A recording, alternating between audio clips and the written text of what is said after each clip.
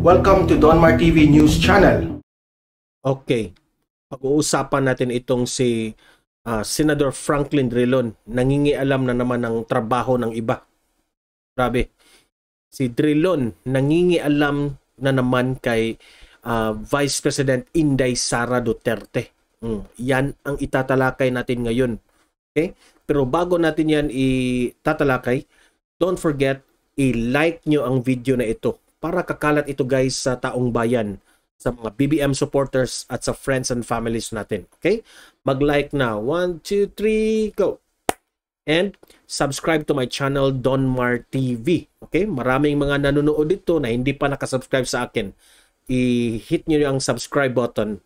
And then, hit the notification bell so that you will be updated sa aking mga latest na mga balita na kagaya nito. Okay? So, punta tayo dito sa sinabi ni Franklin Drilon na para sa akin ay komentaryo ko dito ay nangingialam talaga itong si Drilon na naman, no? Instead of encouraging, no? Pangingialam na naman. Senator Drilon nangingialam sa trabaho ni Inday Sara Duterte. Sabi ni Drilon, no? Haharap daw ito sa malaking hamon sa pagiging Secretary of Department of Education. Dahil ang kadahilanan raw ay ayon kay Senator Drilon at ang kanyang basihan dito na mahihirapan daw itong si Inday Sara dahil 90% ng mga bata 10 years old pababa ay hindi raw marunong magbasa. Yan ang basihan niya na haharap itong si na malaking hamon sa si Inday Sara Duterte at parang sinabi niyang mahihirapan dito sa Department of Education. Sabi ni Drilon, nakaka-alarma raw ito.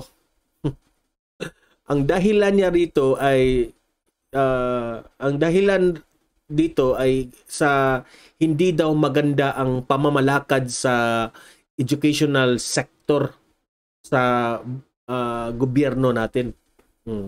Si Drilon nga naman, sabi ko, itong si Drilon talaga, ito talaga ang mga ugali ng dilawan na nangingialam sa trabaho ng may iba at nag-blame pa sa education sector na hindi raw maganda ang pamamalakad, kaya raw maraming mga bata ngayon na hindi marunong magbasa. Anong ibig sabihin mo dito, Drilon? Insult na, parang mainsulto yan si Secretary Briones dyan sa sinabi mo, no? Drilon, sa akin, no, mag-comment ako sa iyo. This is my own opinion, no? Hindi naman ako eksperto, pero mag-komentaryo ako bilang ordinaryong mamamayan sa Pilipinas. Bantayan mo rin ang sarili mo, Drilon. Marami ka ring mga ginagawa dyan sa Senado na hindi na gustuhan ng taong bayan. Okay? So, huwag ka na lang mangingialam sa trabaho ng iba. Meron ngang nag-comment sa balitang ito na mga netizen na na dapat raw pakikialaman ni Drilon ang pagtulog-tulog niya dyan sa Senado. Natutulog to, di ba? Pakialaman mo, magpa-check up ka sa doktor kung anong pwede mong gawin na bakit ka laging maka-sleep o makatulog ka diyan sa Senado. Tamad lang ba? O ano bang ibig sabihin diyan na bakit siya makatulog diyan sa Senado? Ayan tuloy. Pag magkomentaryo ka sa iba, kung mangingialam ka sa iba, pakikialaman ka rin ng taong bayan. Sabi pa ni Drilon na dapat raw maiintindihan ni Vice President Sara na ang laki ng problema sa education sector. Tama nga naman, Drilon. Marami namang problema dyan sa education sector. Pero para sa akin, sabi ko, wala ka bang tiwala kay Inday Sara Duterte? No? natural lang man na in every sector sa government meron niyang mga problema. Bakit mo pa yan sasabihin? Kaya nasabi ko ito, wala ka bang tiwala kay Vice President Inday Sara Duterte? Kung merong problema, siya naman ang mag-solve dyan. Ganyan na ba kababaw ang tingin nyo ni Vice President Inday Sara Duterte? For your information, Senator Drilon, magaling itong Vice President namin, no? hindi ito kagaya ng Vice President mo na lutang. Okay, again, magaling itong Vice President namin na si Inday Sara Duterte. Hindi ito kagaya ng Vice President mong lutang. Kasi ano ba, sa way of addressing ni Drilon, nakaka-insulto kasi Kaya ako binabara ko tong mga gantong style ng mga pinagsasabi ni Drilon eh. Dapat encouragement na lang sana ang approach mo, Drilon. Kung makapagsabi ka, Drilon, parang akala mo ikaw lang yung magaling. Matagal ka na sa Senado, pero di naman ganun kagalingan mga ginagawa mo. Diba?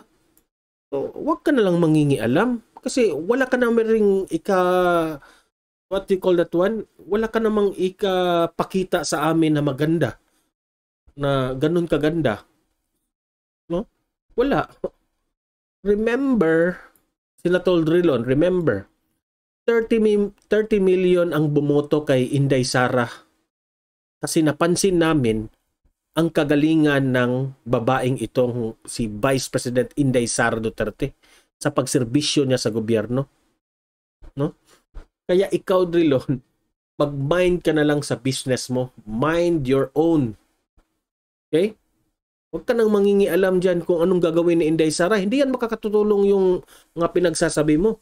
No? Sa bagay, bubulok ka rin sa gobyerno eh. Bubulok at bubulok ka kasi hindi ka na relevant sa upcoming years. No? Mawala ka na sa yung mga dilaw is wala nang naniniwala. Huwag ka sanang magbalimbing na naman. Pupunta ka naman kay BBM. So kayong mga audience ko dito, libre kayong mag-comment, mag-react sa sinabi ni Senator Franklin Drilon. Okay?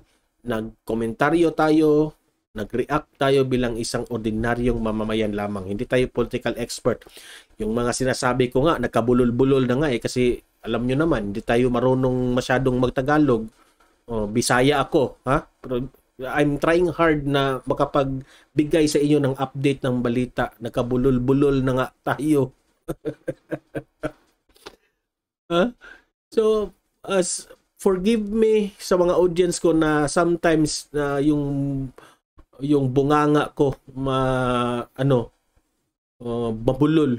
Instead of agriculture, nagiging education na ang sinabi ko. Yung mga nag-comment nagagalit wala akong paki dyan natural naman tao tayo, nagkamali tayo So yun lang ha.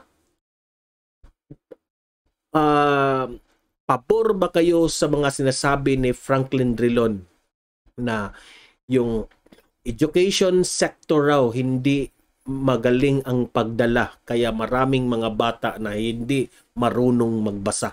Mag-comment, react sa video na ito. Okay? And don't forget to like this video para kakalat ito sa taong bayan sa YouTube. Okay? Patuloy nating ipagtanggol itong si Inday Sara Duterte at si Bongbong Marcos at mahalin natin ang Pilipinas. Okay? See you in my next video and God bless everyone.